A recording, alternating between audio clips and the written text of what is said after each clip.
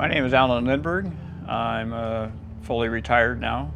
My experience in the working world was as a baker at Oro Wheat Baking Company, and there I was a production superintendent and in charge of formulation and all the bread going out during a graveyard shift, which was 50,000 of something, either English muffins, hamburger buns, rolls, or bread. And I worked at Oro Wheat for 28 years, and fortunate enough to save and do things the right thing, and retired out at 55. But being bored, went back to work, and what I was doing at that time is I was a general contractor, and I just did which what I call handyman stuff in this community of 1,500 homes. Windows, doors, additions, decks, painting, stuff to keep me busy until the interest rates went to heck in 2008, and the cost of the insurance and the bonding and stuff was greater than what I was making, and so I just stopped doing that. I drove school bus for almost 10 years. And the last 6.5, I was not only a school bus driver, but I was a trainer and a DMV third-party tester. And in that time period, I taught over 135 drivers how to drive a school bus and pass their CDL test and all that. And I had a lot of fun at that. And I fully retired out of all those activities in 2016. So that's kind of some of my past. I've been living here since 2005, and I really enjoy the retirement community. My wife was born up just out in a area called Harrison, Idaho, which is on the basically the opposite side of the lake of Lake Coeur d'Alene. So it's opposite of Coeur d'Alene. And her grandfather was a tugboat operator pulling logs down the rivers to the sawmills. And in his time period, which is would have been in the 30s and 40s and 50s, not much television, radio, and so he explored the area. And where he lived, it wasn't that far from the Emerald Creek where Idaho garnets come out of. So he was a rock hound, and Diana's aunt and uncle had a little jewelry store in the little town of Harrison called the Jewel Box. And during the winter times, they would tumble, polish, and build jewelry out of Idaho garnet. And in the summers, Diana would go up there a week or two to visit grandparents, and they would put her to work building jewelry, and she really liked that. So they had a little store on one end of the lake where the public gas docks were, and several taverns and bars, and no sheriff, and people came there and had a good time. But they opened their store June through September, sold to the tourists, and had a pretty good little side business going in their retirement. When I first met Diana and we went up there to their annual Old Timers Picnic, which happens on the last weekend of July every year, all the people from this small town of around 235 people would come back and visit family and friends. And I got exposed to all of that rock and gem stuff about that time. Before that, I didn't have much interest in it. Her aunt and uncle, the shop they had, they also did cabbing, and they would cab the Idaho garnet and looking for the star garnets and the ones with the rutatil in it that would form the stars. And I was very intrigued with that. A couple years into our marriage, her grandfather did pass away in his 90s, and he had quite a rock collection. And one of the things he had was a hand-built faceting machine, literally on a box with a platter and the mast with a basically a compass steel protractor to determine angles. It was a 1-speed. I think the motor came out of a washing machine, so it'd run around 1750 RPM, and then they would, through a series of pulleys, gear it down to run at a normal speed. But it wasn't adjustable. Turn it on, it went. And I used that. I followed Long and Steele's introduction to meet point faceting, and from that I made my first standard round brilliant. I really didn't know what I was doing, but I followed those step by step, and I taught myself how to do that.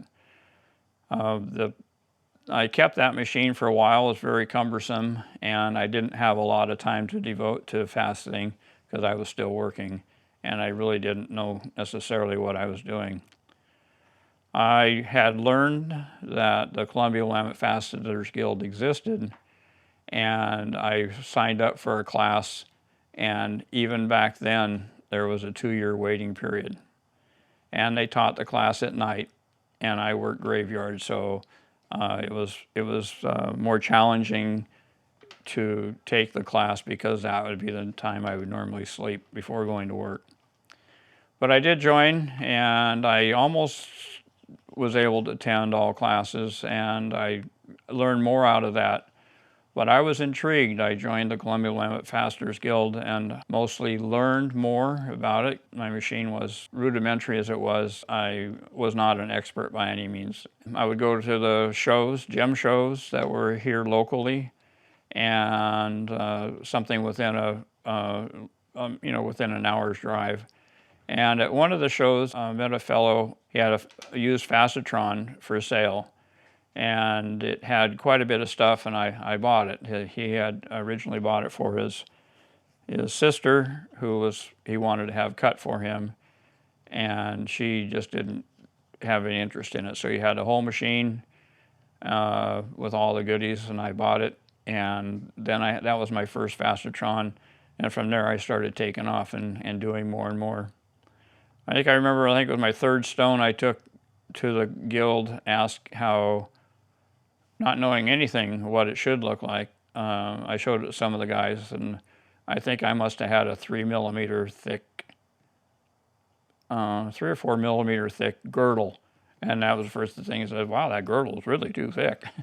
I'll never forget that. It was a piece of citrine, and I don't even know if I still have that one, but from then on I just kept cutting and cutting and cutting, and when I got to the point where I could attend the guild meetings, one of the early members of the guild he lived on the route from my house to OMSI, where the Columbia Willamette Faceters Guild had their monthly meetings, and I would pick him up at partway on the way, and he would carpool with me. And he was a master faceter, and I had that 20-minute drive there and a 20-minute drive back. I had him all to myself, and I could pick his brain, and I did a lot. We had a lot of discussion on cutting and polishing, and he also, because we met at the Columbia Willamette Faceters Guild, met at OMSI, one of the things we did to help them and for them to help us is that we demonstrated faceting on one Sunday a month, and we had 2 machines there, a Facetron and an Ultratech, and on a cart, we'd pull a cart out from the back area and set up right in the middle of one of the foyers, and we would facet, and people would come along and ask what we're doing. And so we would go through that explanation and learned a lot from that. I just kept learning and learning and learning. I always have had a deep interest to learn and learn more and more and more. As soon as I learn something, it leads off to learning more. There's another question to be answered, and I just did that. My involvement with the Columbia Willamette Faceters Guild was as a member, and then I also took on some volunteer positions for a couple of the main show that we put together, which is with the other 4 clubs in the Portland area, and we put on the Portland Regional Gem and Mineral Show. And from that, took my machine down to the show on a 3-day show, and I would be at one of the demonstration tables demonstrating, and people come up and ask questions, and it's people asking questions that help me learn because they make me think of how to answer the question. Not everybody learns the same way, and trying to pick the correct words or the phrases or whatever to establish the communication in a way that they understand it. So that's always been a fun part of my life in doing that. So that's how I got started. I taught myself on a handmade machine, and just kept going and going and going with that. The place they were teaching was at Westland High School in one of the science rooms. And everybody would show up, and they had to take the machines out of the box and set them up on a counter, get everything all set up, and then start faceting. And at the end of the night, we had to clean everything up and put it all away into boxes and stow it down in the cabinet so the students would have their classroom back together. So unfortunately, I was not able to fully understand what was going on there because I was a really, really very early beginner with kind of limited knowledge.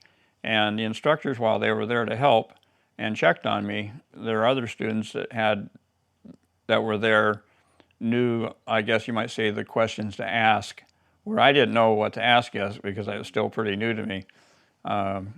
So I know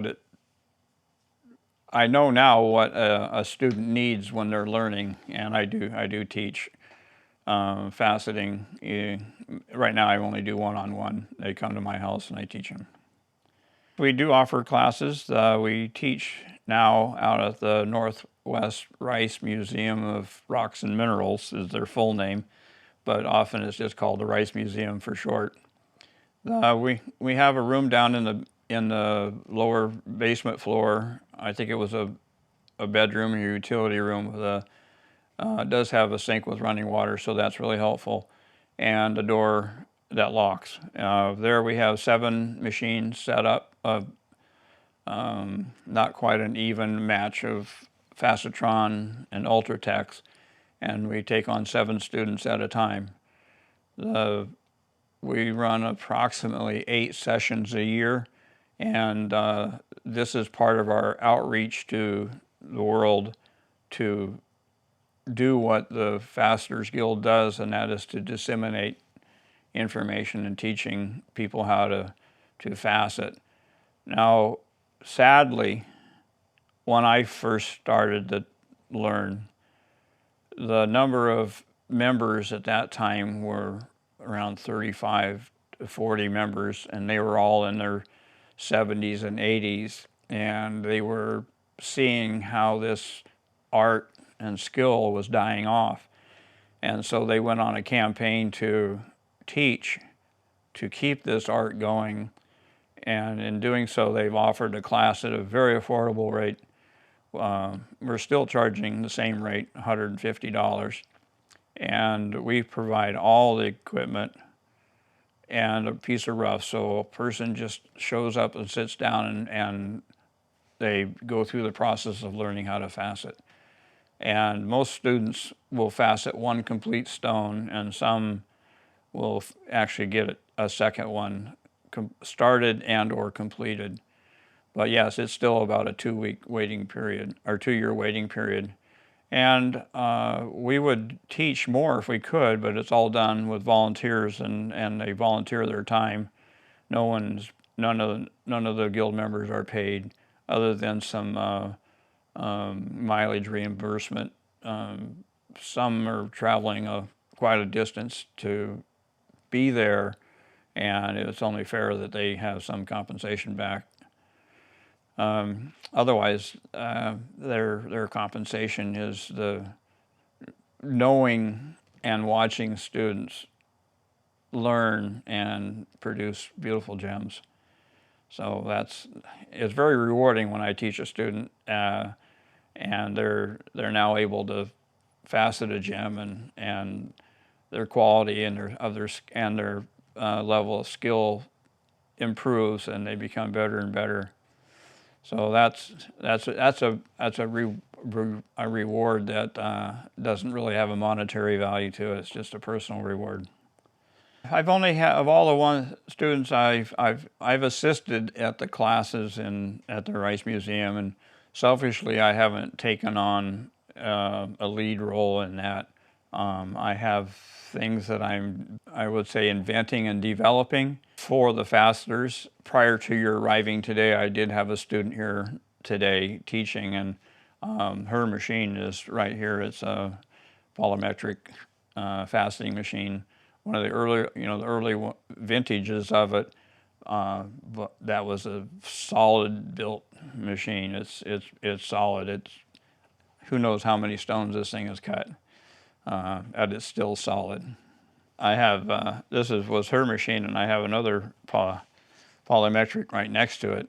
That machine has some history to it. I don't know the original owner of that, but he faceted a lot of Montana sapphire on it, and then it was owned by a fellow named Randy Renicky, and his father, Merle Renicky, who passed away just this year, was one of the founding members of the Columbia Willamette Faceters Guild. And Merle was the first editor of Facets. That is a monthly publication that the Columbia Willamette Faceters Guild puts out. In the existence of all the faceting clubs, it's the longest running monthly issue out there. The U.S. Faceters Guild does quarterly. The United Kingdom clubs puts out one called Stone Chat, and that's a quarterly. A lot of them have gone quarterly and digital. We've done doing digital delivery now, but it's still done on a monthly basis. Every month there's a publication. So because that Merle's son was the owner of that, I have a bit of attachment to that I got a piece of history there. So I don't know if that's in picture. It's a Facetron. This is my second Facetron. The first one, I don't know, I may have cut somewhere between 400 to 600 stones. I was cataloging a lot of them for a long time, and then I know I have stones that I have not cataloged, and stones I've sold, and in trying to set up some database that would keep track of it, I've changed it over and over and over again to the point where I'm not gaining anything by reinventing a database system. I'd rather be doing something else. But I have a lot of stones. I've sold quite a few. I've given a lot of them away. But I mostly just keep them because they're beautiful. I like looking at them. It's kind of my go-to one. It's very easy to use. It's quite accurate when you become. For me, I'm rated as a master faceter with the U.S. Faceters Guild, having competed in the novice, pre-master, and master, and qualified. It's like a car. At some point, you learn how to drive it. You learn how to drive it real well. And I know that machine. I have all the components for it, and have built up a supply of DOPs and stuff for it. So it's really easy. But I have the polymetric, but at one time I owned a polymetric scintillator. It was a good machine. It was just a little bit bigger than what my small space had.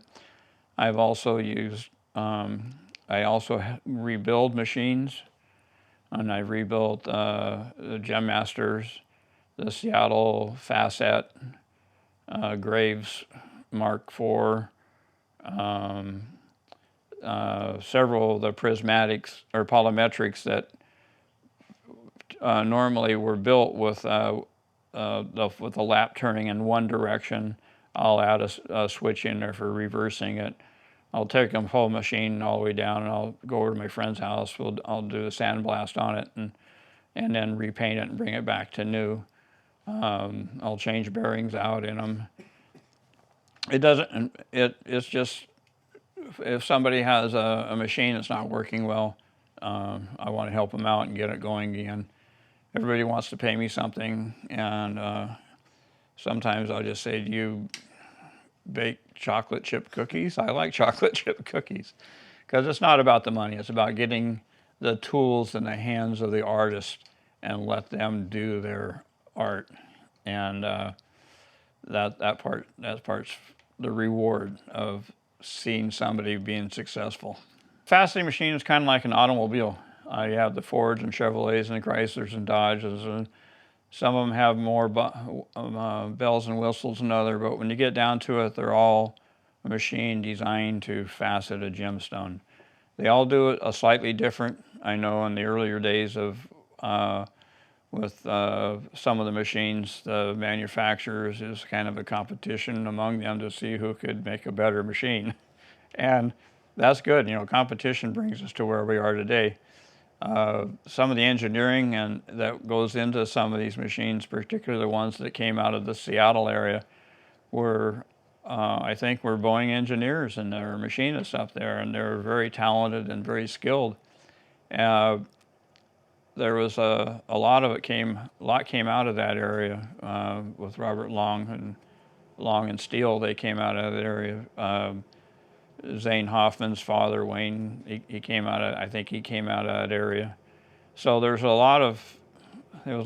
kind of fun. I guess it would have been kind of fun back then to go to have been able to attend one of those meetings when those guys are discussing and debating it doesn't change now. I mean, people still debate on what's the best polish and what's the best polishing laps and grinding laps and who has the best this and who has the best that. But when it comes down to it, it is about the skill of the user and how they do it. I mean, if you drive down the road, you watch how people drive. They don't all drive the same.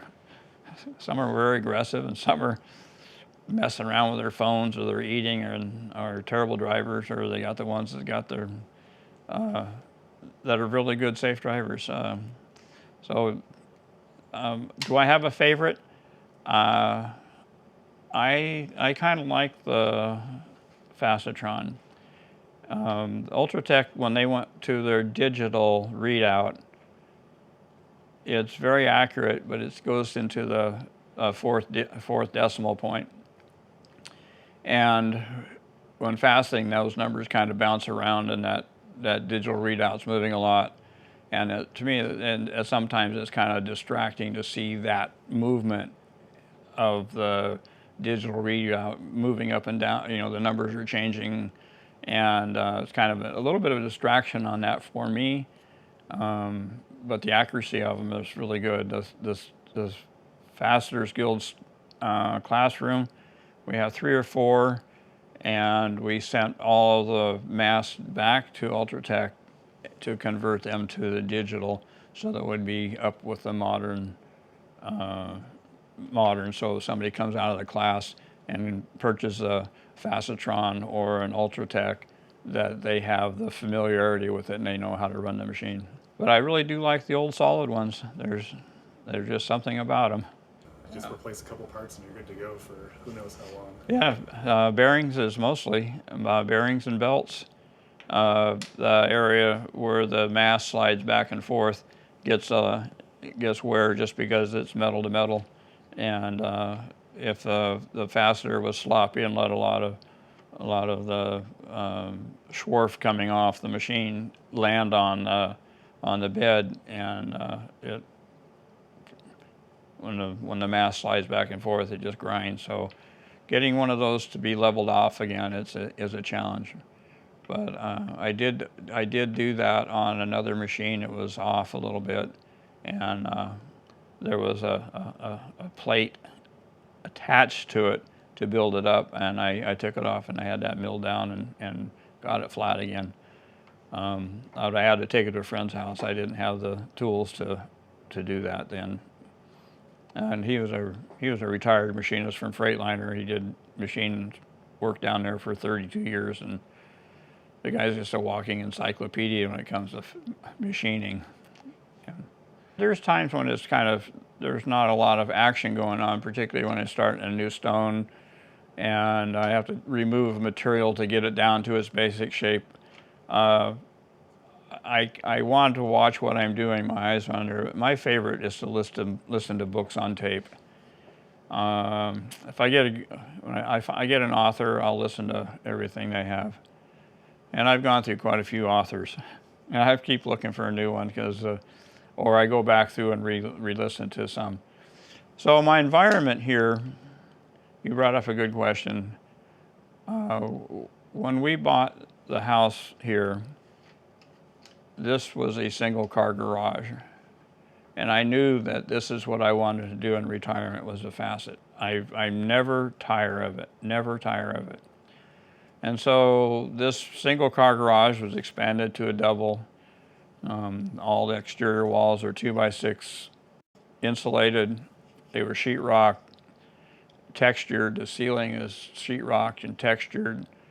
It's like unlike a living room, other than the fact that I fill up a lot of stuff. I mounted in the ceiling, which you'll see, you can't see unless you point your camera up there. There's a Bose speaker system in there. It comes off of the house, and I can control that out here remotely.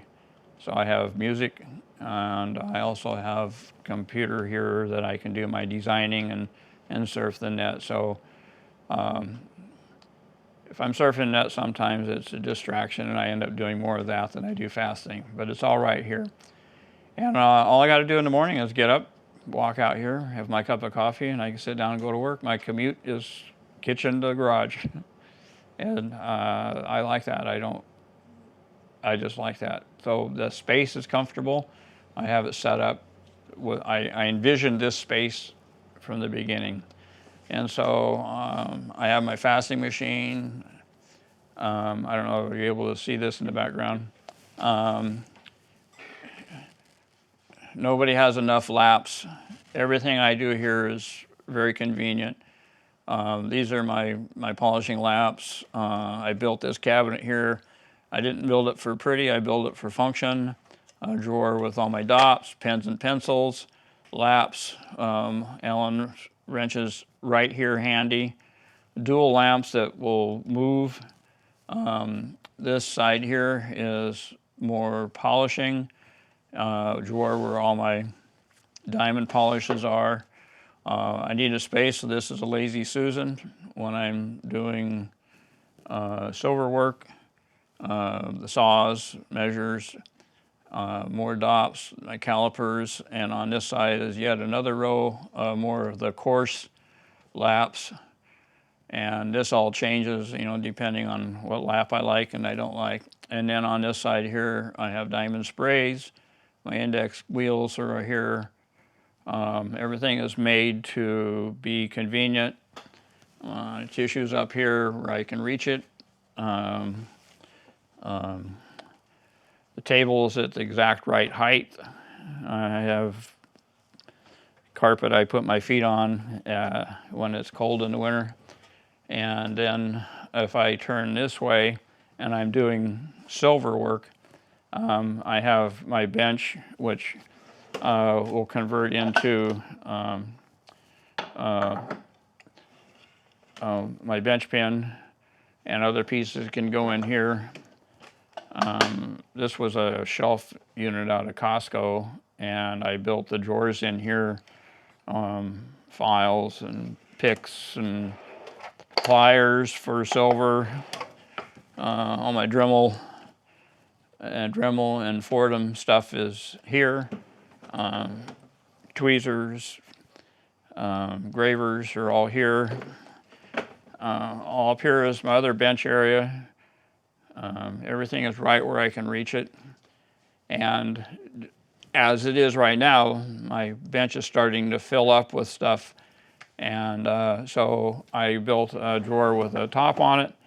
So I have an extra flat spot here that I can use, but there's also a drawer underneath it. And or it becomes an elbow rest when I'm soldering, and then more junk. I have a little smithy, and then my little torch, and then the big torch is right up here where I need it. Plenty of light. My lights go back and forth, So I always like to have light coming in from both sides. Another cabinet I built has diamond polish and buffing wheels and stuff. Sandpaper blocks, soldering block. I have files that I use, different files, lots of different files. You can't have too many. This is a drawer of small silver stuff. This drawer here is easy. This has all my hammers, mandrels for shaping. This is an ever-changing, ever-evolving workspace depending on the things that I have and need and don't need. There's another whole rack of laps over here that are basically experimental laps that I've worked on or built, or ideas that I have. When it comes to polishing, everybody has their idea of what they want.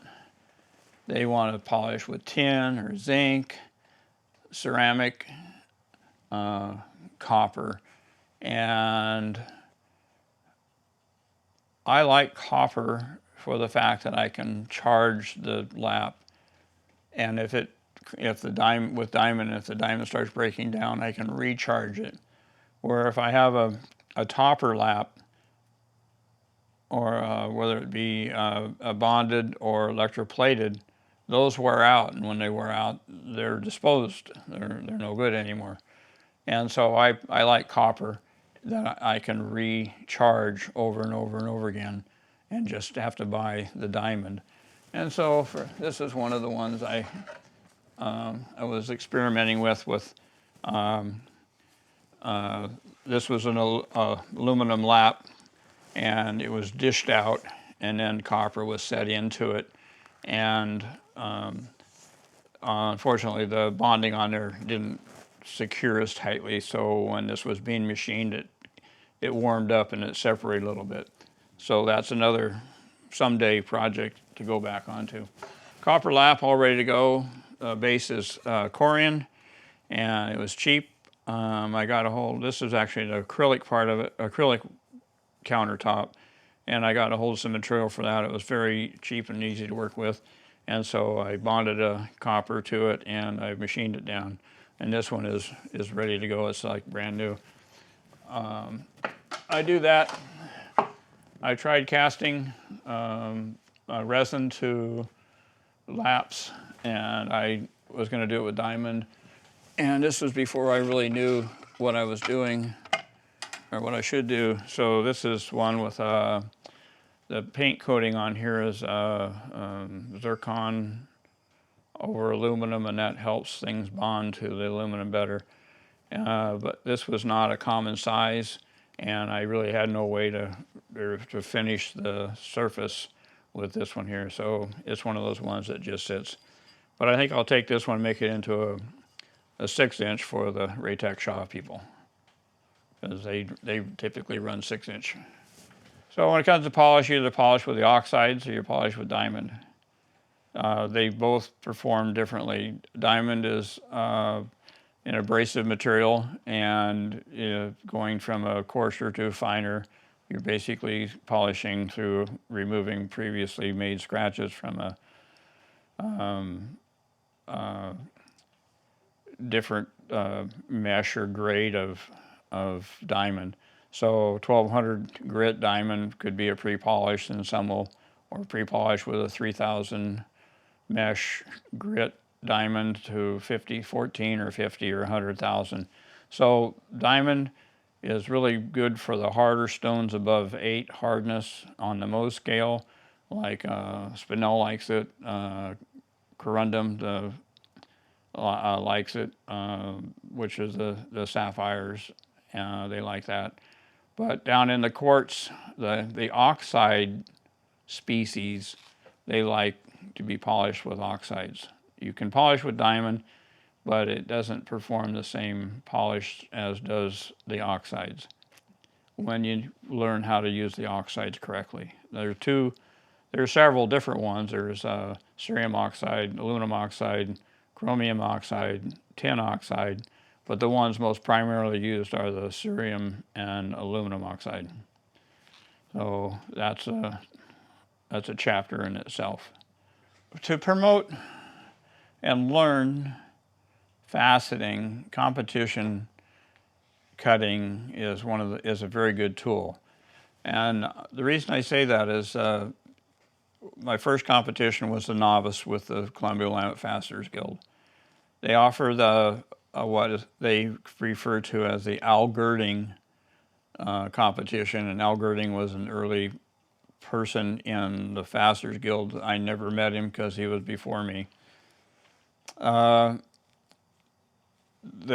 Faceters Guild picks at first they let the faceter choose what they were wanting to facet.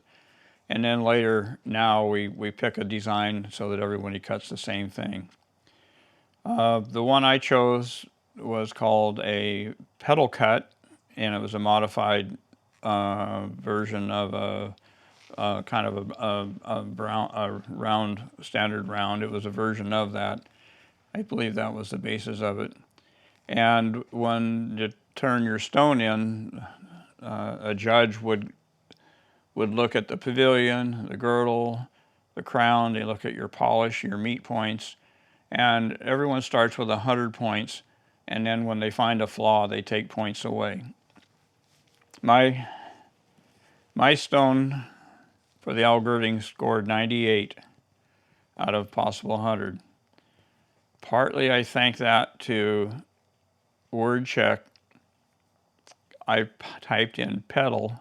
Is supposed to be a pedal for a flower, and it changed it to a pedal for a bicycle. So instead of a D, it put a T in there for petal versus pedal, and I got a point off of that. And one of the judges thought they saw a scratch, but the other two judges of the three couldn't find it. But because one thought they saw it, they took a point off. So I didn't score 100. Although there is one person in a guild that has achieved that 100, a perfect score. But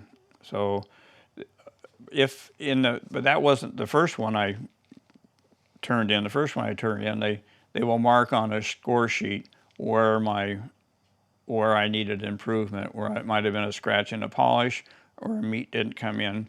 And so it taught me what to look for and how to rate what I'm doing to myself. And the goal is to make a person a better faceter. And I think I have. And sometimes it's good, and sometimes it's bad, because then the person becomes too critical of their own work, and they get too critical. It has a tendency to, okay, I can't do it. I'm just going to shove it off the side. And I have some of those right over here that I was so critical on that I decided I'm just going to put that aside. I'm not going to make that into what it's supposed to be, and I want to set it aside and move on. So it teaches that too. Don't get stuck in it. You said the word fantasy cutting. It's really concave cutting. Concave is where you put instead of a flat facet on a stone, you put a curved facet on it, and it's done with a separate machine. And the first one to manufacture that was Wayne Hoffman, Zane Hoffman's father. He came out with what is called an OMF, and the OMF stood for optically modified facet. And it wasn't real big. Now, Facetron also came out with a concave, but they were real limited in what they could do. Basically, it was where the lap would normally go was a motor with a mandrel, and it spun, and it didn't move, and you couldn't change its angle or how angle in relationship to the mast, and so it was fairly limited on what it could do. Where the OMF, and I'll show you one of those I have in the cupboard, it was designed to mate up to polymetric scintillator. He has a couple other models, but that same mast would come off of one machine and go onto the OMF, and then you could, which would allow allow to adjust the radial position as well as the angle of the mandrel meeting the stone and form concaves. And it really changed, opened up a whole new world in the faceting world. And since then, so my first exposure to that was at one of the Faceters Guild meeting, in which Zane Hoffman did come. We paid his way down here to come, and he brought one of his OMF machines, and they demonstrated that in the classroom, and I thought that was really neat. But being on a tight budget, I couldn't afford one of those until maybe 2012, when I was able to pick up a used one from another guild member. And so I have that. I started learning to do that. It offered challenges because of the limited number of mandrel tools that were available in the material, particularly when it comes to polishing. Mandrels come in different sizes, and I can show you some of those different sizes and how they perform with this stone. So basically, to make a concave faceted stone, one cuts or grinds the stone to the pavilion. You put in the diameter stone, you get it into a round or whatever shape you're going to have. Then you facet the bottom to almost pre-polish. Then you take it over the concave and put in the concaves. You cut and polish those, then you bring it back to the flat facet and finish the rest of the stone, the pavilion and the crown. And what the artists are doing now with those is just amazing. I kind of, you put a young child, a baby, down on the floor and give them a toy, and they start playing with it. And then what they do with that is only limited to their imagination. They can bang it, eat it, throw it, whatever. But you move that up into an adult, you give them something new, and they want to say, well, what can I do with this? How can I make this work the way I want it to work? And then they're challenged with what tools do they have at their disposal to do that. Well, man is really good about making tools to do what they want. That's what separates us from other species. So when I was polishing, I was having a hard time polishing. And so I took what I developed for the flat faceters, which is a cerium oxide lap I produce, and made cerium oxide mandrels, which then offered a new challenge. In the early parts of concave faceting, the mandrels were limited to common things. For example, when you're cutting a concave, you're typically using something cylindrical and limited to what materials were available. So it might have been a 3/8 inch copper pipe was mounted into, used as a sleeve on the outside of a mandrel, and then that size of the mandrel was limited to the size of the pipe. So if you were going to try to, there was no real standardized diameters then. They were shooting for 17 millimeter, 15 millimeter, 13 or 12.5 or whatever, and with concave, whatever diameter you start with on the cutting, you have to use the same diameter for the pre-polish and the polish, or else in the curvature of it, the mandrel will not touch all parts of that curvature. And if they don't touch all parts of the curvature, then it won't cut or polish like it's supposed to. And then they have to do that, figure out how to do those by hand with a Dremel or a Fordham or some sort of a something to finish it out by hand. So it was kind of limited, and that was one of the problems I was seeing. So when it comes to polishing, I had to made my own polishing laps and mandrels. And this is 2023. In 2022, September, I started to develop a way to manufacture those mandrels and turn them on a lathe to make them an exact diameter. And I worked with a fellow named Adam Bigelow of Sunstone, Japan, and a couple other fasteners in the Faceters Guild. Diane Carroll was one. She had an OMF, and I would build these mandrels, and I'd say, here, test these and see what you think. Give me honest feedback. And from that, I would develop more and change and alter. But when it comes to the mandrels, each manufacturer had their own specs of what the diameter should be.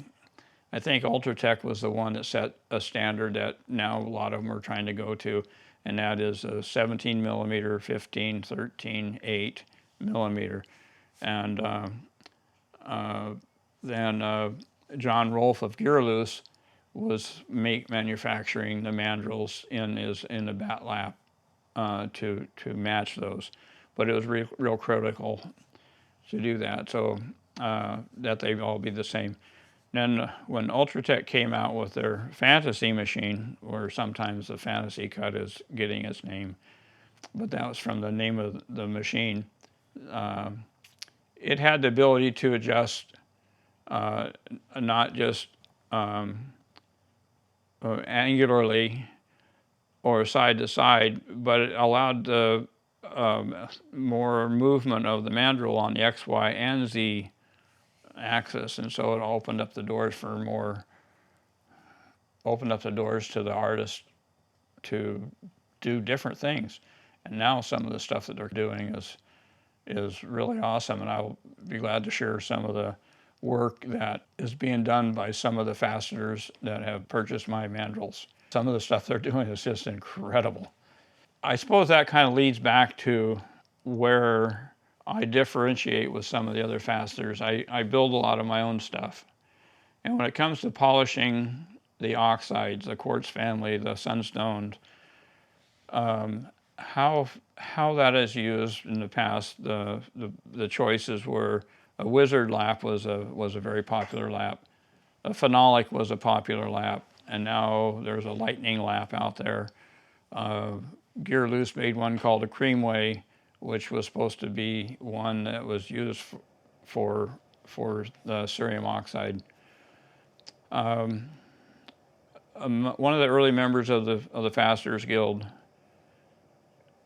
produced a polishing lap with cerium oxide cast in a resin, and his name was Dick Walker. And I got to know Dick at the Faceters Guild. And he was a master faceter. I think he was employed with Zales Jewelry in Portland, and he was their master faceter. When his health started declining, he brought in the last few he had made and sold them, and I couldn't afford one. And so I asked him if he would mind if I made those. And he said, no, as long as you make it affordable to the other fasteners, I don't see any problem with that. And so from that, it took, a year, maybe a little over a year, maybe 2 years to learn how to make those. How to cast cerium oxide in resin, have it bond to a lap, and then have it machined. And I didn't have a lathe tooling to do that. My first few I made, I had another fastener of the guild, his name was Bob Grove, turn my lap on his lathe. And I got a couple that worked, but the first few were not successful at all. They had air bubbles in them, and they were too thin, and that led to me needing to learn how to turn those on a lathe myself. And I didn't have one, I couldn't afford one, so what I did was build a homemade lathe. And this was made out of a vertical facetron made by Jarvie that I will share a picture of that with you, and you can put that in. It was a vertical lathe. The lathe sat this way and spun this way instead of this way. And I disassembled it. When I saw it, I bought it on eBay. It was $300, and I got it, and I rebuilt it into a lathe in which I could hold the lap on the center. And then I bought an XY compound slide and a vise, and I would mount that on the vise, and I would mount my cutting tool on it, and I would do it all by hand. Using a core-in base from Countertops, which I was able to obtain very inexpensively, cut them on a table saw into squares, cut them on a bound saw into rounds, and then turn them more round on a lathe. That was the basis for it, and I made probably 20, 25, and I did sell them to the guild members, very inexpensive, $40 a piece, basic cover materials.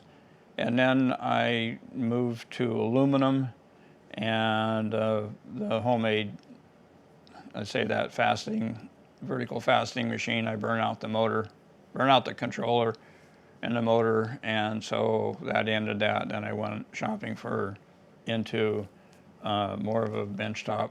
This is my second one now. The cerium oxide lap works, and it works well. Cerium being the choice, the oxide of choice for quartz. One of the problems with using cerium on a phenolic or a wizard lap or whatever is having the correct moisture content in the cerium. If it's too wet, it just slings off. If it's too dry, it has a tendency to aggregate back together when the flat facet of a stone is touching the lap and putting the friction to it, and it dries out too much, the cerium oxide aggregates and it will throw a scratch in there, and then you're starting back over. So casting the cerium in the resin, now that cerium is stationary, and that will help promote polishing, and it will help prevent any aggregation and separation, not aggregation and scratches. How does that work?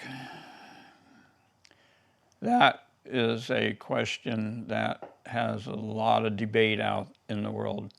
I wanted to know how cerium oxide works and why it works. And there was a discussion on what they called I want to say, if I'm not saying it right, the bilby layer. It's that layer on the very top of the facet that is, how do I say, in the process of polishing, the friction, the cerium oxide under the right condition will cause that facet to flow, ever so much flow. And it'll create what we call a glassy appearance. A glassy appearance is just like glass. This was a piece of glass, and I don't know, a glass is in such a way that it's just smooth, it's shiny. A glass of water, that surface is smooth until it's had enough abrasion where it starts.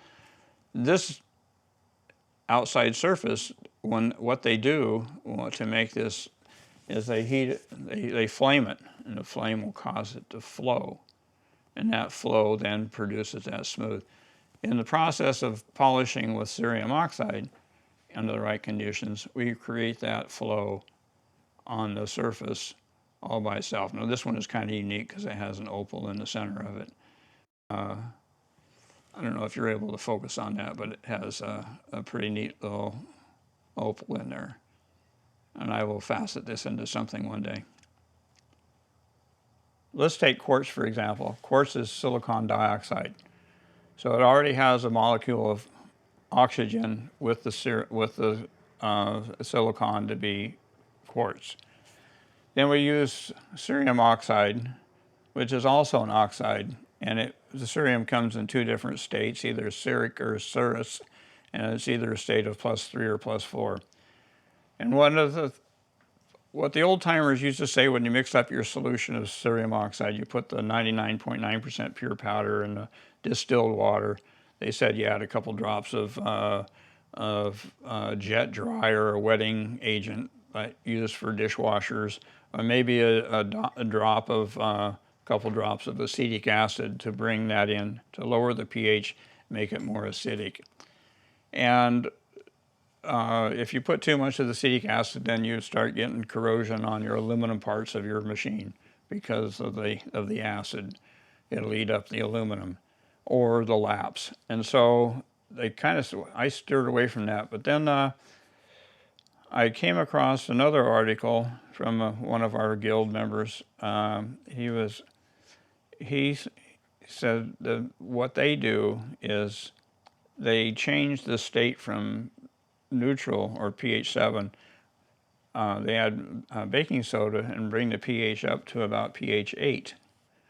And so he says the baking soda in the solution helps promote the transfer of the oxygen unit from the silicon dioxide to the cerium, and therefore creating that plastic flow. But it needed to be in a pH a little bit more on the alkaline side than on the acidic side. And when I read that and tried it, it just like changed everything. All of a sudden, polishing happened much quicker. Now, I've always told the people when they're running my lap for the first couple times, when they're ready for polishing, they put their stone down on there, and I will supplement a little bit of cerium on there. I said, do it 5 times and look. Do it 5 more times and look, and it should be done. Depending on the size of the facet, a 8mm stone versus a 20mm stone is going to polish a little different. Same with the table. The big tables always take longer. But the cerium oxide, why it works with the cerium embedded in the lap is that there's always cerium passing underneath the stone. If you were to use a phenolic or a wizard, lightning, or any one of those, and you put cerium on top, and you put your stone down on there, it acts like a boat going down the water, and it just plows the water away, or plows it away. In order for the polish to happen, the cerium oxide has to pass under the stone, under the facet, in order for that to happen. Now, the cerium oxide laps I make are slightly porous. Now, some of the old timers will say, when it comes to polishing with diamond, that it's best to score the lap. And so they will score the lap. They'll take razor blades and go from the center out. They'll keep all the way around. And maybe they'll even crisscross it. And what that does is when the diamond is on there, it goes down into the grooves. And so when the stone is being polished and it's passing over the lap and the lap's going underneath there, diamond will be introduced to the surface because it'll come up out of the groove. Same thing would happen with the cerium oxide, but now that it's already in the cast in resin, it will already be passing underneath there, so you have the cerium oxide touching the surface that you're want to have polished, and so it will work. Where loose water pushes it away, and so the tendency is when a person is faceting with, say, a phenolic or one of the others, and they're pushing down on it, they may start wanting to try to push down too harder and harder to get it going. Well, they reaggregate some of that cerium and cause a scratch, and so they get frustrated. they don't quite have the balance figured out as to how to make cerium work for them. The cerium works best when the cerium, when I do supplement in there, when it's slightly damp, not wet. Wet will flow. Too dry, it'll reaggregate. It's just the right moment of when it's just the right consistency, the magic happens. It just polishes quick. You need to, yeah, they have to have the hands on, and they have to have understand what is happening and why it's happening. Well, I think when they get that information of not only what, but how or why it does it, it makes more sense, and then they have a better opportunity to try to create or achieve that process or that condition that just makes it work. Example of that, we do teach out at the Rice Museum, as I said earlier, and we were using wizard laps out there. And one of the instructors, I'd given him one of my laps to use, and he just said, "Why are we using these wizard laps why don't we just buy Allan's laps and get them down here?" The students need to be able to polish something and have it easy, not be hard. And so now the classroom is now using my cerium oxide laps. And it's really helped promote an easy polish and give the students success in polishing a gemstone, so they can go home with a beautiful stone and knowing that they did it. And as typically happens, they're hooked. They want to facet more because that end result, a beautiful stone, is the goal line, and they can achieve it. They can do that. So that works. So just to summarize on that, the cerium oxide lap I make. I will supplement on there. It has to be slightly basic. I do that with baking soda, the cerium oxide, distilled water, and a drop or two of jet dry, and that works. However, all artists start doing things differently when it comes to how they do that. Anymore now, I'll get my lap going. I'll dampen it down, and I have a cerium oxide powder here. I dampen my finger, and I paste it on with my finger. I don't use brushes anymore.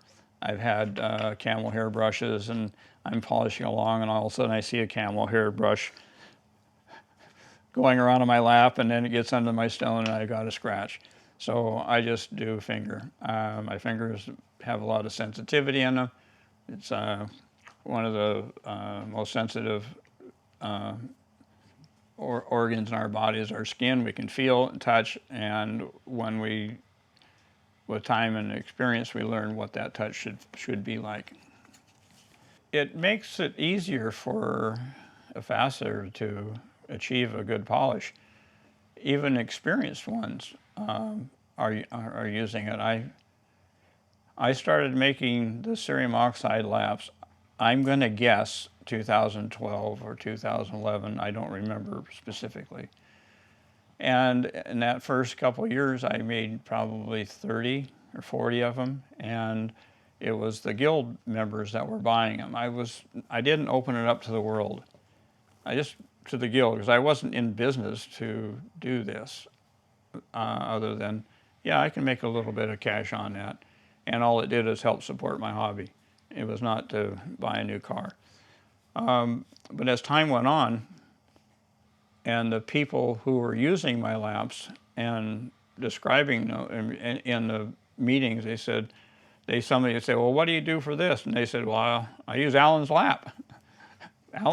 That's my go-to lap for polishing, and I take joy in that, because here's a tool they've learned to use, and they're very happy with it, and it's working for them. And then somebody says, "Okay, I'll try that," and they try it, and they say, "Wow, I've not achieved that kind of polish so quickly before," and then it expands on, expands on, expands on.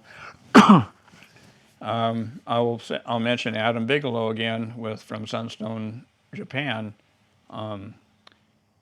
He uses my lamps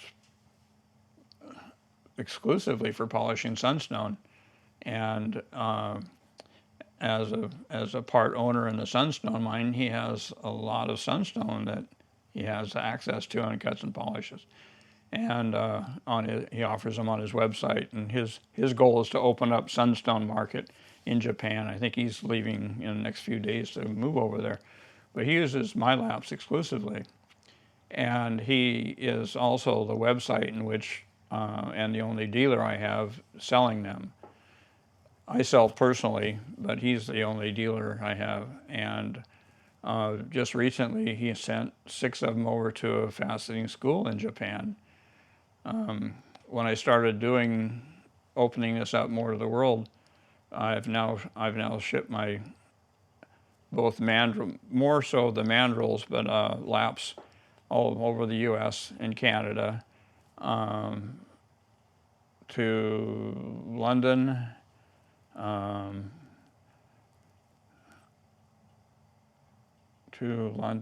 and the Mandrels, when I opened them up in January 1 of this year, the first set of Mandrels did go to London, then the second set to Switzerland, New Zealand, Hungary, Budapest, Japan, Canada, U.S., and quite a bit of the U.S., New York, Ohio, Texas, California, Washington. They're going out all over now because they're seeing what this does. I'll show you a picture of one of the gems one of the cutters in Ohio is doing with sunstone. It's just incredible what they're doing. But yeah, they work, and what else can you ask for if it when it works? Don't change it. Just build another one, a newer one.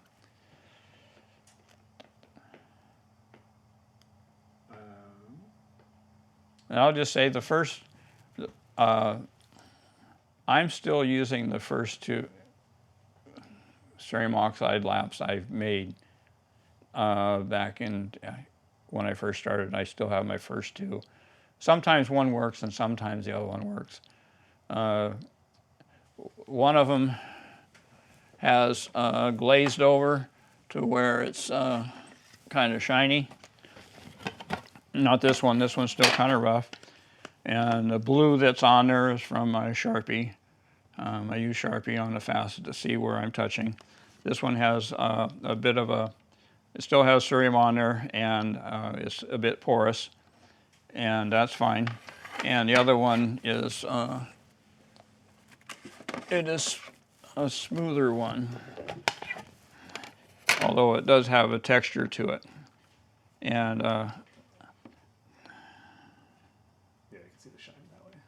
this one has a little bit more shine to it, and that's because of the usage. It just smoothed it out. Now, the beauty of these, when I make them and I pour the cerium, I make it so this one here I've turned down on my lathe again. I got about 1 millimeter left, but I start with 1.5 millimeters of machine down to 1.5 millimeters, so it can be turned at least 2 more times, 1 or 2, depending on, in case somebody damages it and the tip of a pavilion gets stuck in there and they put a ding in there. This can be turned down to redone. If you want to put a pause on that, I'll bring out a brand new one. The father of Facetron, Jarvie, he passed and the son was taking over the business. And I don't think that was his passion to do that as a machinist or whatever. I don't know the history of that or all of the details of that real well. But I know that they came to the point where they weren't able to produce the parts. And so they closed the door on that. And a fellow named Wyatt Yeager, he does CNC work, and I don't know all what he does. other than that, he's been in the business for many years. I think he and his family build machines, and so he had a real strong attachment to gems already. And so for him to be offered to continue making parts for the Facetron and building Facetrons, I think that was the goal of the Jarvie son, and I don't know his full name. I think that's what it was. So they basically kind of turned the company over to somebody that would keep it going. Now, Gearlos is owned by John Rolfe, and I've talked to him on the phone a couple times, but more exchanging of information through Facebook, whether it be chat or Instagram or whatever that has become. He's quite a brilliant man. He's been in the business for a long time. He knows metal. He understands the chemistry of that a whole lot better than I do. So when he first came out with a lap called the Bat Lap, which is a tin lap with other stuff in it for that. The tin laps are one of the best laps for polishing with diamond because of it's firm enough to hold a flat lap, to hold its flatness, and soft enough to have diamond embed into it and stay in there, similar to copper. But the Bat Lap, now he's branched off and made many different laps. He has a Bat Lap 2, Bat Plus. He does zinc. He does zinc with copper. He has different names for his laps, and what he was doing, not only producing those, but he was resurfacing laps. And that part of the business is what was, I would say, dragging him down. And he's in his 80s now, so he's not a young child anymore. And when he decided, I'm just going to stop making it, and he shared this with me, and I don't know that it would be wrong not to share it, but they were producing so many laps and resurfacing laps that one of the guys came to him and says, "Can I have a day off?" And he realized that they were working so hard and so much that he had to scale down in order to, he just had to scale down, so he stopped resurfacing. And that's when I stepped in and started talking with him, offering a resurfacing service, resurfacing bat laps and copper laps and what. And that's what this here machine is about. I developed a head, 3-jaw head, that holds the lap so I can face it all the way across from edge to center, because I'm gripping the lap on the edge and not from the center hub. And the fellow down in Texas, Steve, I think Steve Garnett is his name, he now is getting a setup where he holds the lap to the jaws with vacuum. It's a special attachment that sucks that lap flat against the head, and he's able to surface the whole thing across. And he interviewed me earlier this year, and I sent pictures down to him, and he took it to the Franklin Frolic, and in his slideshow presentation of resurfacing used a lot of my slides, pictures of my slides and how I was doing it. And so between the two of us, we can continue to offer a resurfacing service to the fasteners out there. So the other part that John said when he said, I'm going to shut down Gear Loose, all of the faceting houses that do this for a living, this is what they do full time, bought up all the stock, because they thought, God, there's not going to be any more. Give me 5 of them, give me 10, I got to have these. And so it put a strain backload on it. And the other thing that affected him was the price of tin. He said it in one of our guild meetings. He was a guest speaker, and he says the price of tin had shot up from 18,000 a ton to 35,000 a ton or something, doubled in price. So the raw ingredients were just getting so expensive. So now anybody that has one of those, a bat lap or any of his laps, they're gonna hoard those, and when it's needed, they'll resurface those because those are such a good lap. I have 2 of those and 3 tin laps. One brand new. It's kind of just sitting there waiting for the time when I need it. I should say 2 and 8-inch. I have a 6-inch one too. I like that. It's my go-to for diamond, not for polishing quartz with the oxides.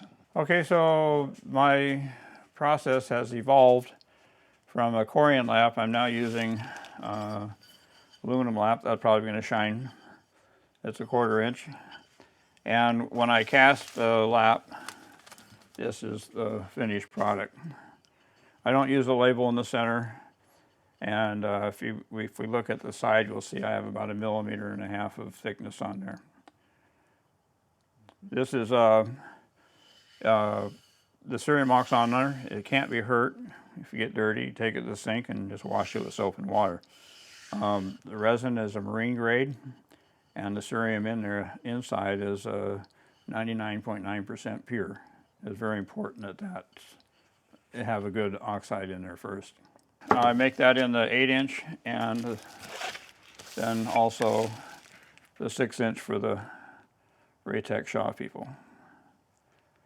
So this is what works and what's going out around the world. And if someone scratches it or makes a divot in it, then they can resurface it. It can be, I resurface it.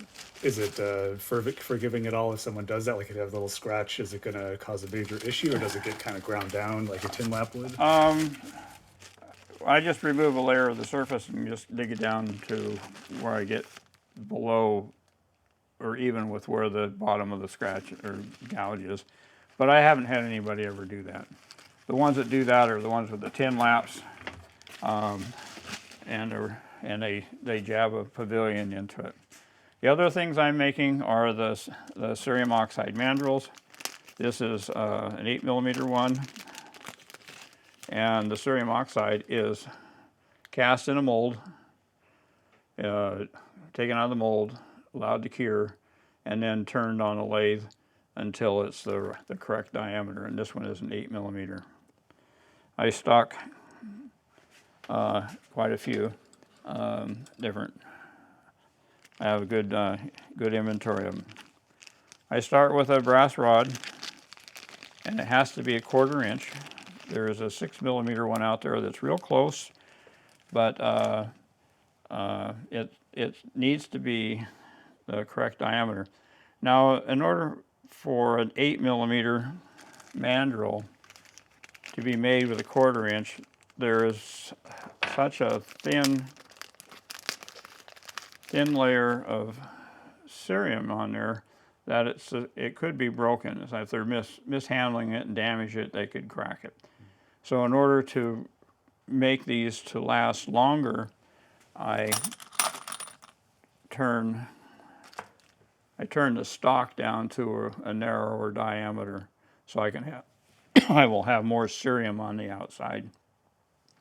And when I turn this, it grooves it, and I don't know if that's going to come into the camera, but that will also allow the cerium better surface area to adhere. And I also can make them in stainless. Now, what I'm doing with these now is I'm moving on to from a 1/4 inch brass to 3/16. Where are they? This is now what I'm using as a 3/16 stainless steel, and I will do the same thing in these. I will turn them and I'll scratch these off. And now the 3/16 diameter, I can build that out to the 8 millimeter and have greater surface area there for making sure they hold up and polish a lot of them out. So that's where I'm steering this to next. quarter-inch brass rod. What OMF instruments are these used for? These mandrels can be used on the OMF or the Fantasy machine. Okay. Anything machine that's using the using a mandrel to put a concave facet in. This one here is a bat lap. This one is a 13 millimeter, and the actual diameter is critical. That this is a bat, so this would be could hold diamond and polish. But the problem is that one has a little air bubble in it. So the idea is to mark that when it's spinning and just keep the stone from coming in contact to that. The other thing to do is to turn this one down to a narrower diameter and just go from a 13, maybe make it down to a 10 or 9. But the key is to have all of the mandrels the same diameter. That's the critical part. How there is a lap that is made. It's called a red wing. Red wing lap is a lap made by Gearloose. The outside ring is copper, and the inside ring is either a bat or some other composite. And the idea is when they're polishing, if something happens during the polishing part on the bat lap, they can take it, move it over to the outside ring, and have a diamond on there, and just regrind that one surface, and then come back. The key of that is to have the lap the same level. It's a different size. It's an old one. It's not marked. This outside here, I believe, is a steel, and the inside is a tin. So the diamond could be put over here for touching up a facet, and then go right in here, and in the tin, and with a finer diamond and polish. So the faceter doesn't have to take one lap off and put another one on. They can just do all that with one. So when I look at this, I say, why can't I do that? And I can. And I'm not fully developed with that. So this is just a first start. This is a cerium oxide center, and on the outside I have a ring of real thin epoxy with, this one has about 15 carats of 1200 grit diamond in it, but I don't think that was enough. But that's all the 1200 I had on hand at the time. So this would be first dug out on the lathe, cast, and then this layer here would be dug out a little bit, and then cast, and then all of it would be machined at one flat surface. So it could go from polish, touch up, polish, touch up, top polish, touch up if needed, or just to polish. I would say the variety would be a 17 millimeter diameter, 15, 13, and 8. Fantasy, Ultratech Fantasy machine kind of standardized those. Some of the ones that were made by Polymetrics, they were not 13, they were 12.3 or 12.8. And so in order for those to be used optimally, you would have to have a whole series of them all the same diameter. If they don't fit together, it's like you don't have a size 10 shoe for one foot and a size 8 for the other. They would both be the same size so that they fit properly. So those are the good starts. Now getting below the 8 millimeter has been a challenge. And my solution to that was going from a 1/4 inch DOP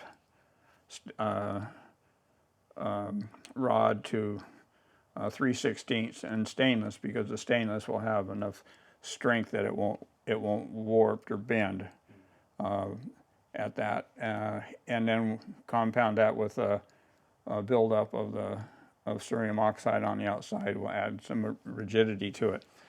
So I was working on that too with a brass rod where I machined it down narrower, and I would cast all this side here with the cerium oxide, just so I'd have, you know, I need at least 1.5 millimeters thickness in order for that not to break and shatter.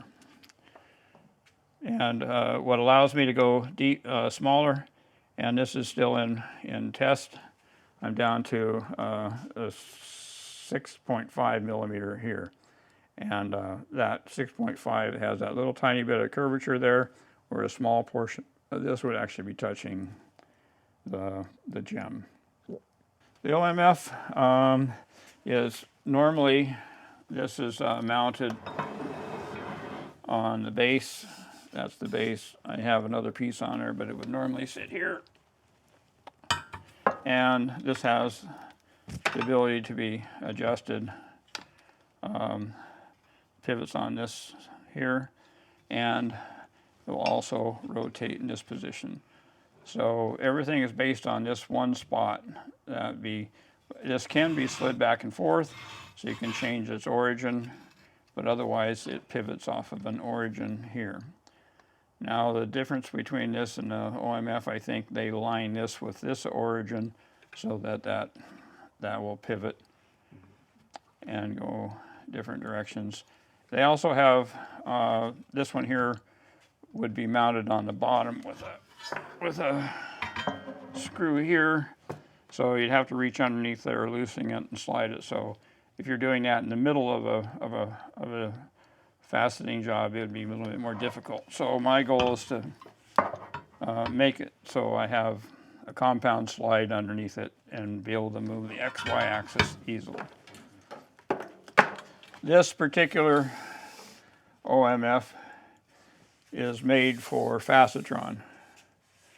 So I could take the mast off of my facetron with the dop, put it in here, and now my facetron dop would sit here and I would align it to the machine. Now how these work, this is a 1/4 inch. It would fit into this collet. And I would tighten it up. This has a lock here where I can lock it. Is it finger tight, or do you have a wrench usually? I can put a wrench on it, but yeah, I never want to put it on gorilla tight, just so that it doesn't move. And when this is on, it spins and then it oscillates back and forth, so it's providing a new surface on the gem all the time. You want to see the operation? Yeah, just as a quick demonstration would be good, just to get it in motion, I guess. Is there any benefit or difference between the counterclockwise and clockwise directionality?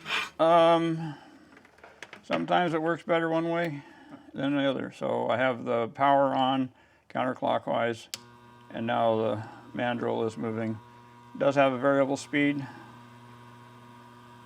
So once the stone is setting on there, it just the goal is to keep it stationary, and that's accomplished with a series of attachment here that will pivot in many different directions, and the stone to be sitting up there, and this would be configured in such a way to hold it in that one position. So you can use the mast or this attachment to hold the stone. This just holds the stone from. This would go right up against the mast. You know, I'm going to have to manipulate this around in different ways to bring it to the. So if I had a stone there, I would have to have this holding the stone so it won't move. So whatever direction this is turning, if it's turning counterclockwise, I'd have the stone there, and this would hold the stone to keep it from just running off the edge. Okay. It'd be something like that. And this doesn't require a lot, just a drip of water now and then, or a drop of oil in the case of using diamond. And so, while this is not as user-friendly as the Faceting machine, it is a good machine. It is the very beginning of the concave faceting. Wayne Hoffman needs to be credited with inventing this, and it really did revolutionize what can be done with the gem and what it can look like. But whatever I do come up with, I'll definitely share that with him, because I don't want to be in the business of making this stuff. But if it can help him, it can help him. I like that. For lap resurfacing is a service I offer for those who have copper, tin, bat laps, anything but scintillated. I won't do sintered anymore. They're just too hard, too tough to resurface. But I do resurface. I have here a custom-made head that I have for holding my laps. I hold them on the edge, and I have this set up where I can, once I'm set up, I can turn a smooth face on this. Light's very important. The tool I use, I have a series of tools, but this is the one I'm going to use here. And just for the camera, you've got one of your laps on there right now? Yep. It's this is a experimental aluminum oxide lap that has some bubbly stuff in there, so I'm not going to use it anymore. So what I'm going to do with this is just skim off a little bit, just so you can see what happens here. With this, I can control my XY position of my bed to the surface, and I just zeroed out here. So now I know that that's my 0 point. I will back this off just a little bit, so I'll use the compound to bring it in. And I'll lock down my carriage so it won't go anywhere. Takes any flex out of it.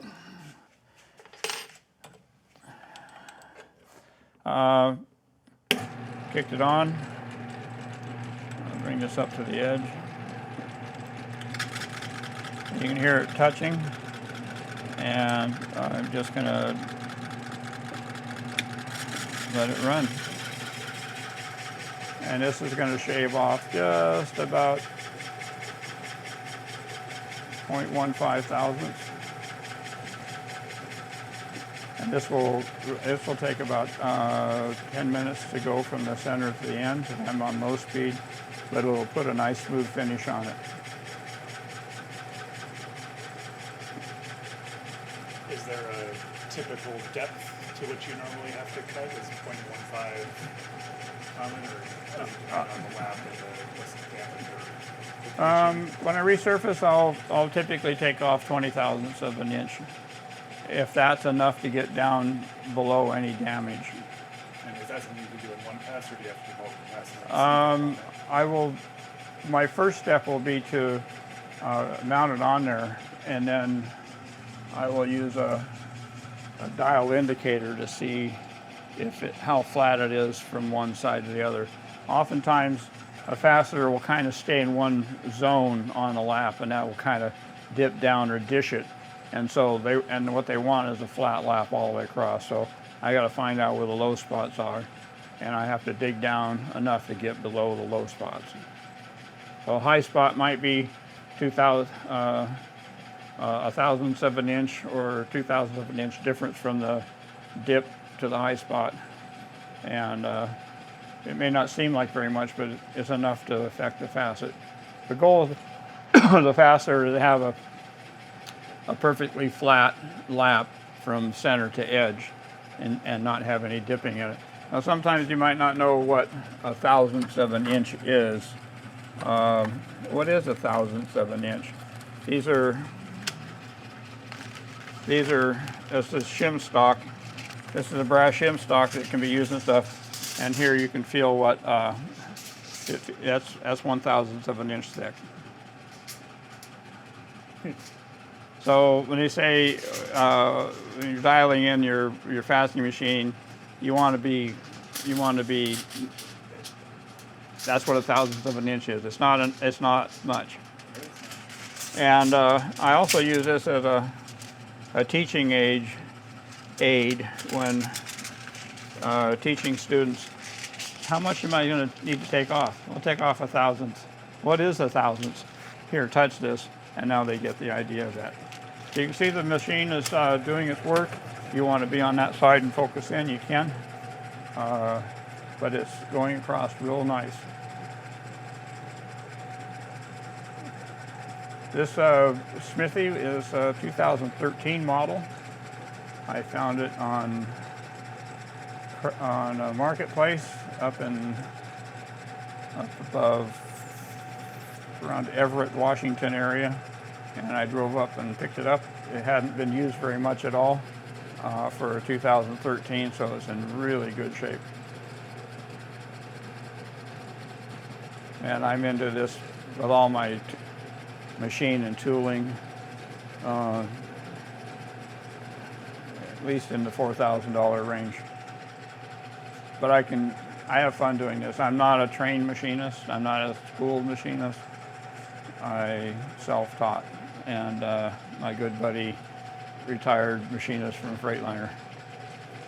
And you've got a 6-inch attachment there as well. For Yes. similar laps.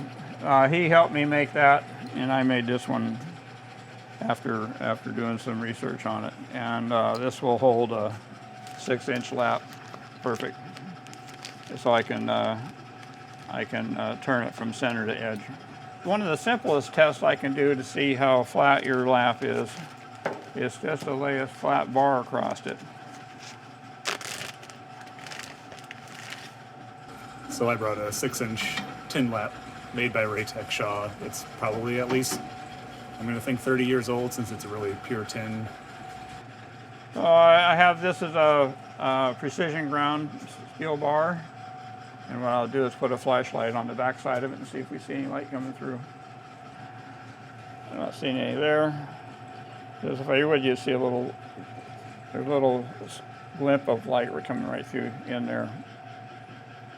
And if I get down to where I'm seeing level with it, I can see the white right in there. Are you seeing it? Oh, yeah. Okay, so you're not flat. I take a razor blade and I just very carefully go along the backside and see if there's anything on the backside. And there's a little bit right there. It doesn't take much. And right in this area here, this is where it fits on the machine. There's a little bit of a spot right there where there's some wear on it. And so when you mount it on the machine, your machine is flat, and if this has a little indentation on it, it'll make that on there. So on this particular lap, I would surface both sides. This side will chew it up flat. In fact, chewing this up flat and then doing this side, it's got some other low spot damages in it, and there's one right there.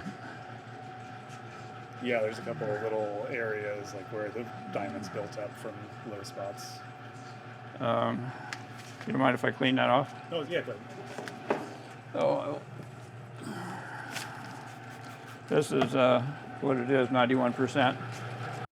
Yeah, it's got a couple nicks there, a couple little pits there, and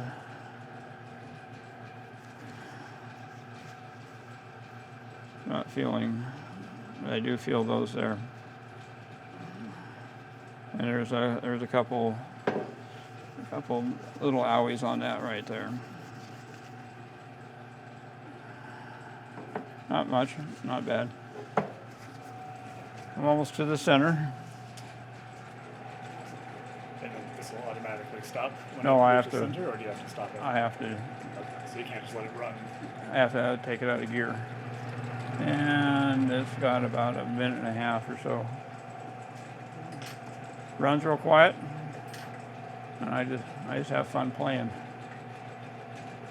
I would have this set to reach 0, and I could also watch the digital readout to see when I'm at 0, but I didn't do that ahead of time.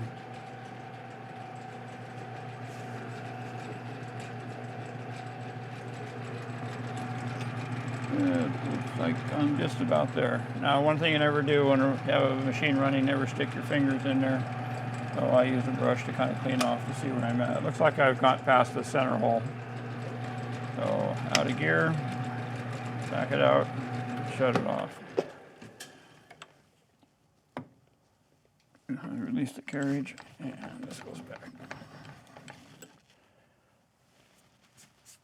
And so this one wasn't quite flat because we can see there's some blue there where the rest of it is clean, so I would need to make another pass on and go down a little lower. I can do that too by using a Sharpie on a lap like you have, and I can paint this all up with a Sharpie, or I can use something called it's called Dicum, and a Dicum is kind of like a fingernail polish. I could paint that on there, and then when I'm turning it, if there's any red left on there, I need to go a little deeper. So there's another indicator. So for what you saw of my lap, if someone had a similar situation with their lap, is that something you would recommend getting resurfaced? Yeah, yes. Because I can polish with that, but I just have kind of like, it's one of those Wobbles on you. Yeah, wobbles. You got to kind of play with it and Yeah. adjust to its little quirks. But it would be nice to have it flat again. Yeah, it would be. The center is also now when I do resurface these, this is a tin. I can feels like I can score that with my finger versus a no, this is a, let me do this on the edge. This is a cap. You can see the cap right there. You got quite a bit of tin there, so you could easily take off 2/1000 of an inch off there, and you'd be into nice and clean. So what does a brand new clean lap look like on tin? I happen to have a brand new one. I'll show you. I'll bring it out.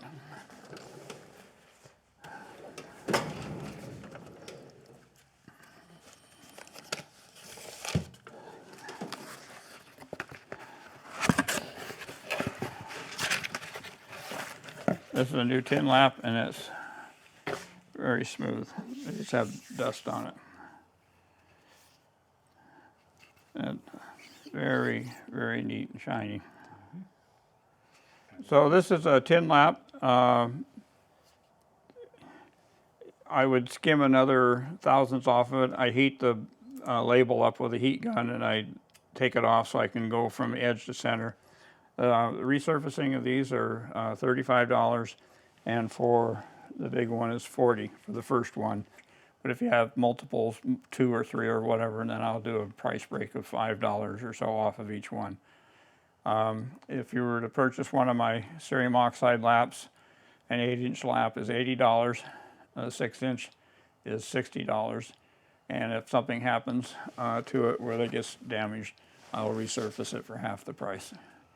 So, but that's not likely unless somebody drops it or gets it too close to a flame and heats it up or something. They do something weird to it to damage it. I can resurface it, but otherwise it's going to last for many, many, many years. Because during the process of polishing with cerium oxide, the cerium oxide and resin is strong enough, and they're not putting as much force off, they're not going to be grinding away the lap. Where, for example, a bonded lap with diamond in it, the part that wears is a diamond in there, and once that wears down, or the lap is no longer usable for what it starts out to be, where the cerium oxide lap will last. Like I say, I started in 2012, I still have my first 2. So that's a good sign. Steve's just starting it. I think he had more connection with John Rolfe before I came into this, and when John decided not to do that anymore, some of the equipment he used for resurfacing, he sent down to Steve. But I've talked to him on the phone, and he seems like a real nice guy, and definitely wanting to help faceters keep doing what they do. as far as somebody getting into it just to resurface, I don't know that it's worth the investment just for resurfacing, because this machine new is going to be in the $4,000 range, and at $40 a piece, takes quite a few. You need 100 laps just to break even on your machine, and if somebody were to already have a lathe to do that, they have to come up with something like what I did to hold the lap to make it work. Because normally a lathe comes with a 3-jaw or 4-jaw, and to be able to grab out at 8 inches diameter with one of these.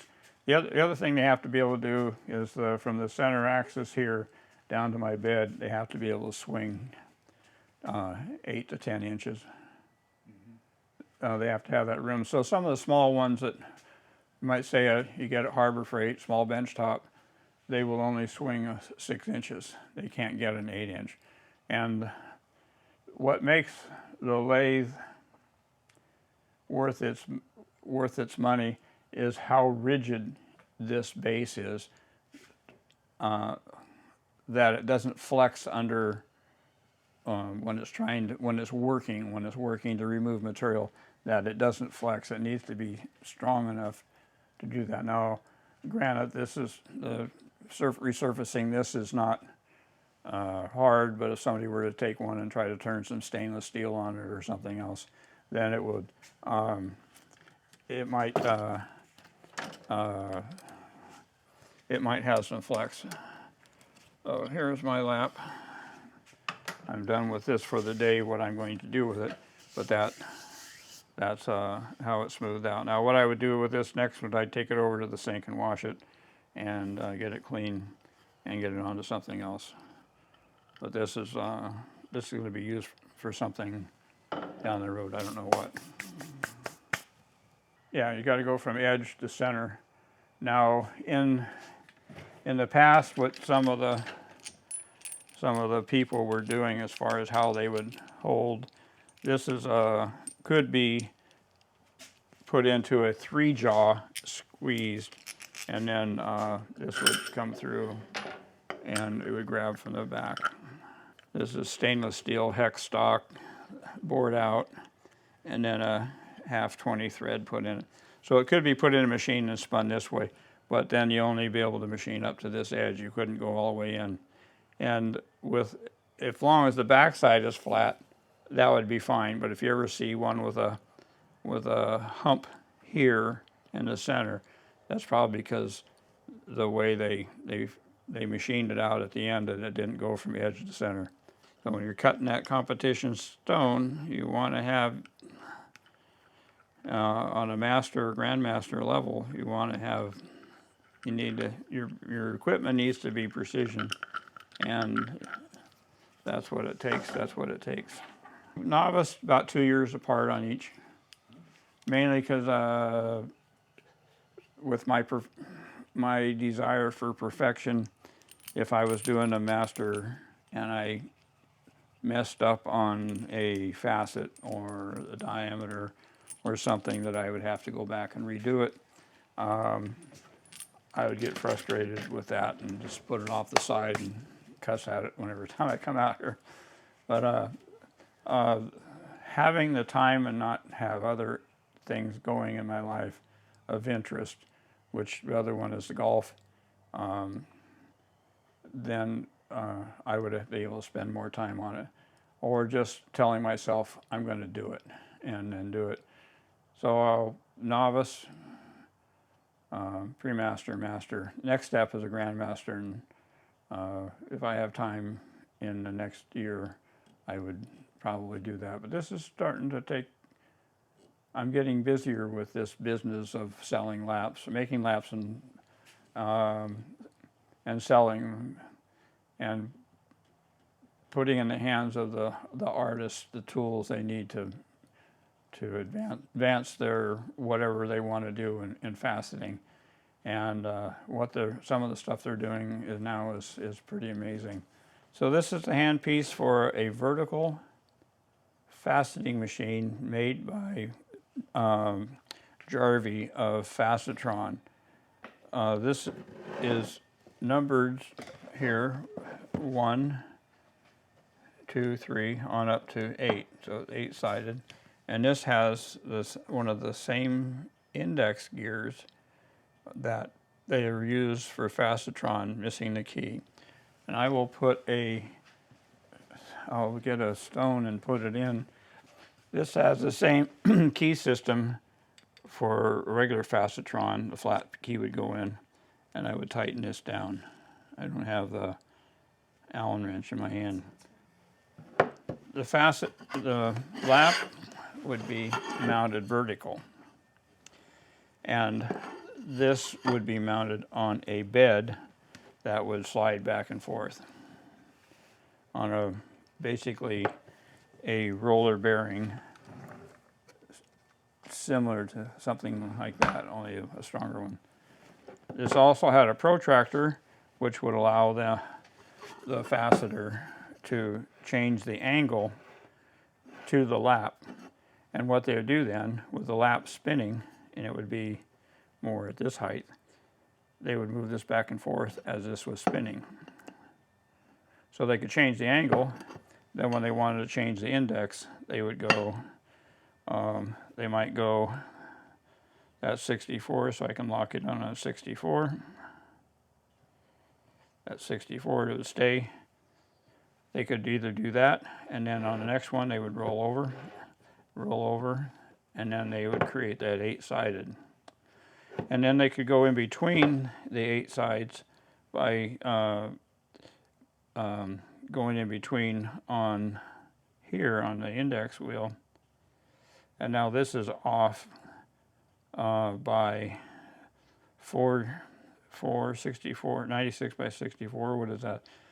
Almost 5 something degrees in between each index. So now this is off, and they can do the same thing, back and forth, back and forth. They can change the protractor angle for pavilion angles. They could get 90 degrees, 45, 42, any of those in between. So this was very rudimentary in simplicity, and at the time, I think these were being sold for around $300 when the other machines were in the $1,200 to $1,400 range.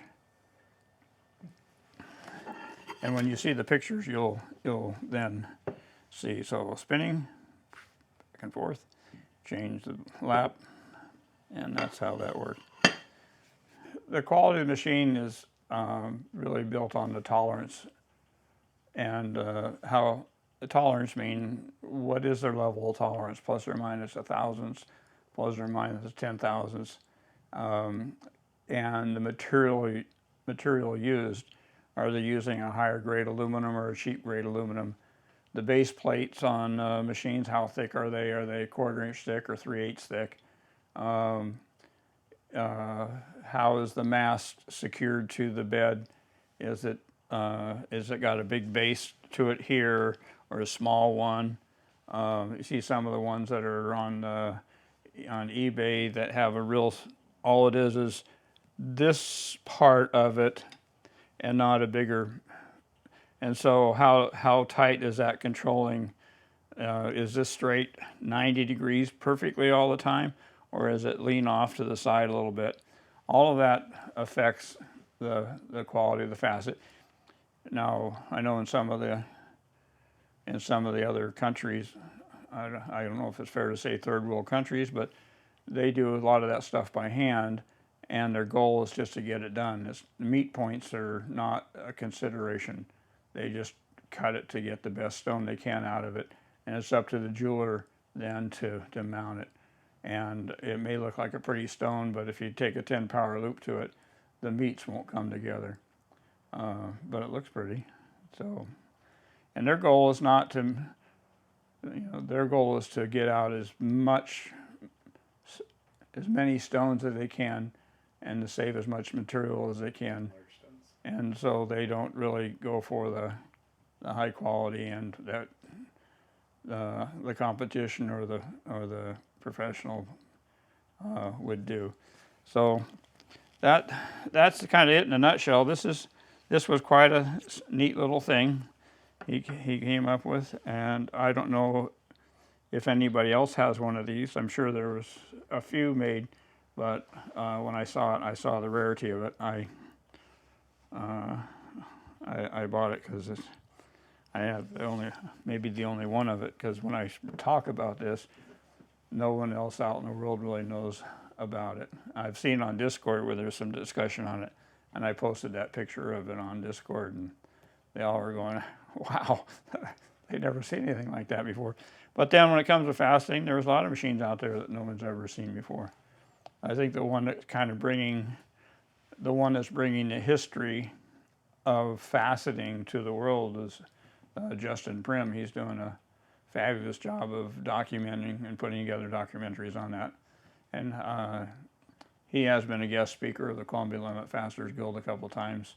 I believe it was in January this year when he came and did an in-person presentation instead of via Zoom. I know he was in Bangkok once when he made a presentation to the guild, and he did that over Zoom during the pandemic, so that was kind of neat. Well, he's off doing stuff. No, he's doing a good job bringing the history of that back in. Yeah, I've seen some of his videos on the YouTube channels where they're having a vertical one. They actually had two wheels spinning on separate motors, and it was almost like a direct drive. Out here the motor sits and the shaft comes out, and the lap is there and it's vertical, and they have another tool, and they spin that pretty fast. I think they must be in 700, 800 RPM. They're really spinning that fast. And when I saw them doing that, it made me think. A lot of times the faceters that instruct will say, "Oh, run at about 300 RPM," which it seems like that's fast, but it's not. When I'm polishing, for example, with diamond at 50,000, I'm spinning at 600, 700 RPM, where it's going real fast. I'm just lightly touching the gem down on it and allow that diamond to let the lap pass under the stone real fast, and not press down hard on it. Just lightly touch it and let the diamond do the work.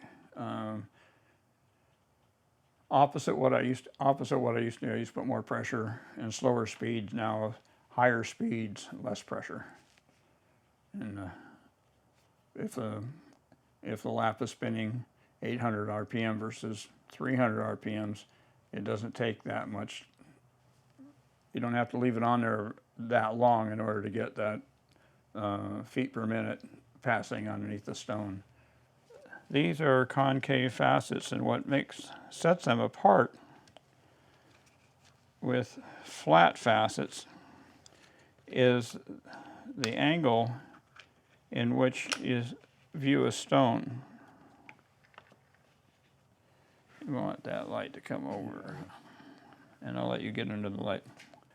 What you see is you're about straight on now, and as I turn this 15 degrees off of straight, you'll see that sparkle just keep coming at you off of the same concave facet.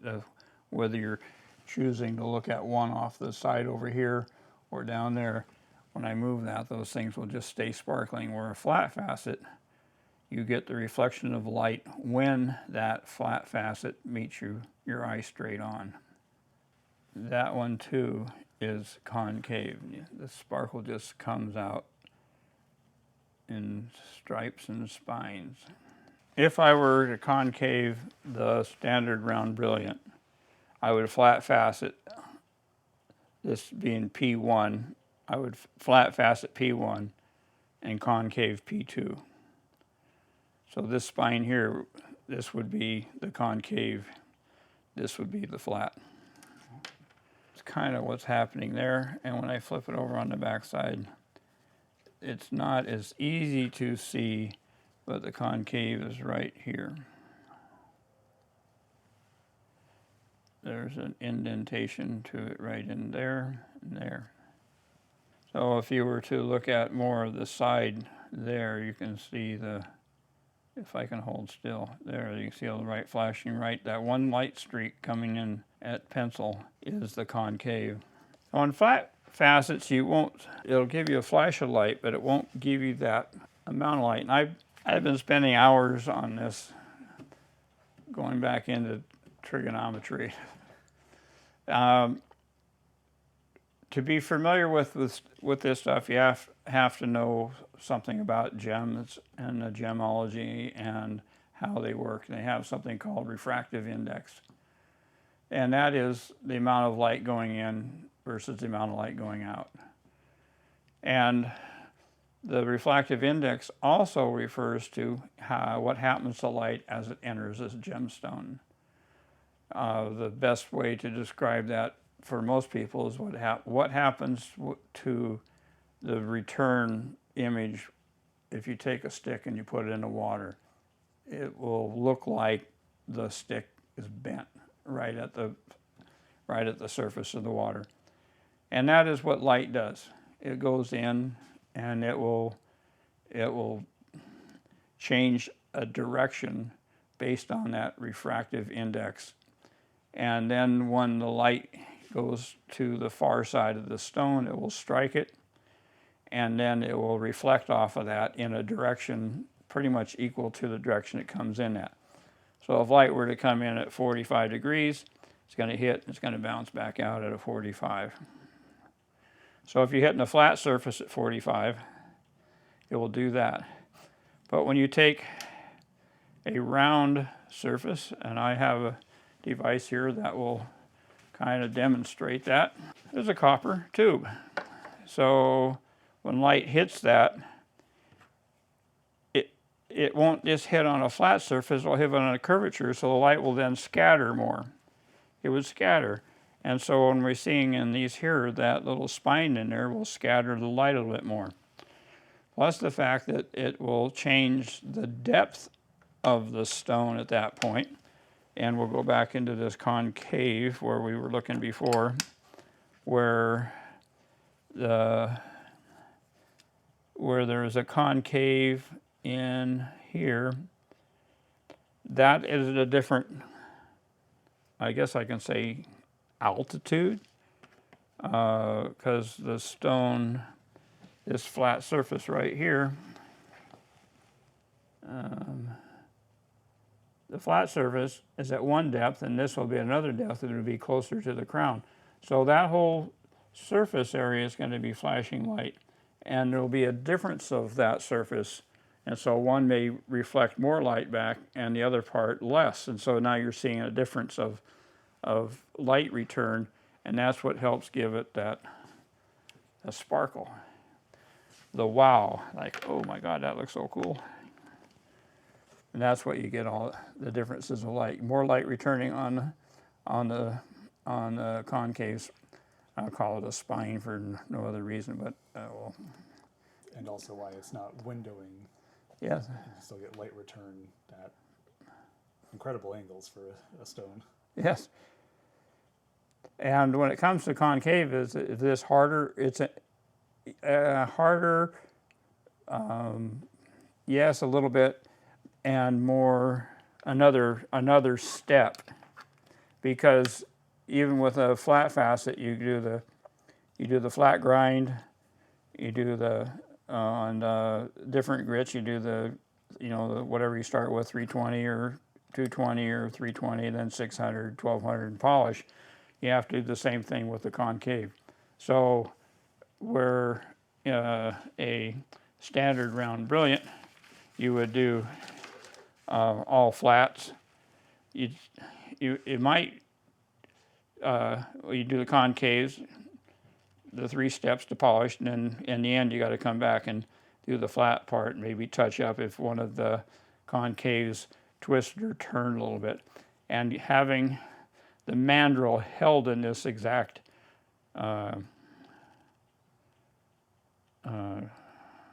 angle and position to the center is important, so that if you have the mandrel happens to be tipped off to the side a little bit, then it will alter the look. But unless, it could be the look you're after. I mean, some were doing that. They were, instead of being straight out, they were doing angles out and or curves on the edges here. That was a real easy one to do. I never thought any of those that were done that way looked very good at all. They looked different, but I didn't think they looked good, my opinion. So concave faceting, there's an endless world of that.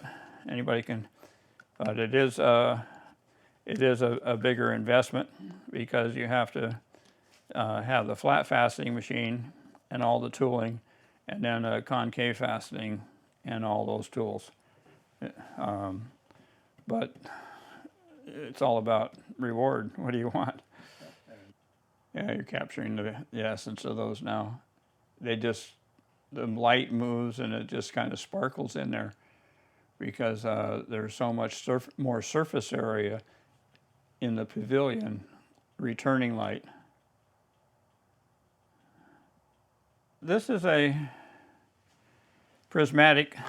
Selectramatic was the model. And what's unique about this here, because when they talked about digital readouts, this one has a digital readout. If I'm plugged in, am I plugged in? And here's one of the original digital readouts right here in my angle. Okay. And when I hit my dead stop, I'm wired down here. The conductivity goes through there. When I touches, my meter shows that I'm at my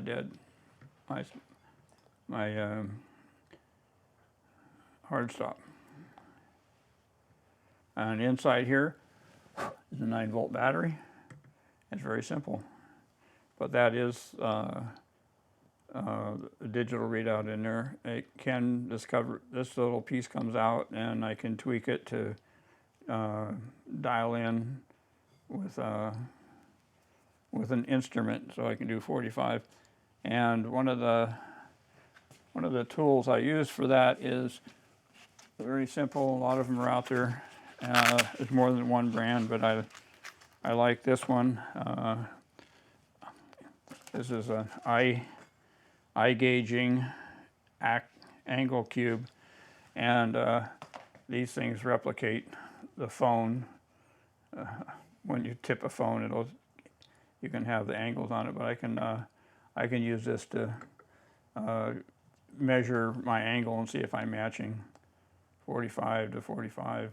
That's 45.2, but I'm probably not holding it there correctly.